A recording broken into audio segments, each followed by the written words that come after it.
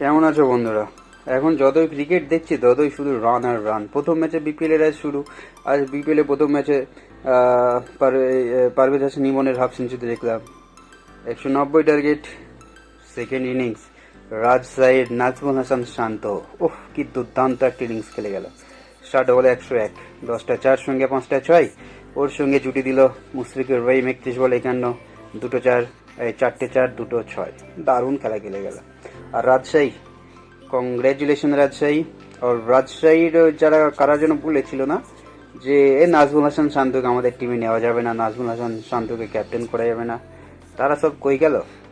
ভাই শোনো, তোমাদের একটা কথা বলে রাখছি, আজ যদি নাজমুল হাসান শান্ত না থাকতো না, রাজশাহী তো পুরো একদম কুপকাত হয়ে যেত।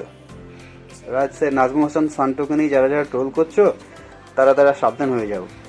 নাজমুল হাসান শান্ত কিন্তু আর শান্ত নেই, কিন্তু অশান্ত হয়ে গেছে।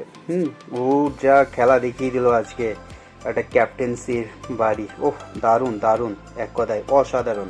সঙ্গে তো মুশফিকুর রহিম সাথ দিয়ে দিল। ওহ, আজকে একটা সেঞ্চুরি, দুটো হাফ সেঞ্চুরি দেখে নিলাম, দারুণ খেলা। পরের ম্যাচে দেখা যাবে কি হয়। তো কংগ্রাচুলেশন নাজমুল হাসান শান্ত অ্যান্ড রাজশাহী।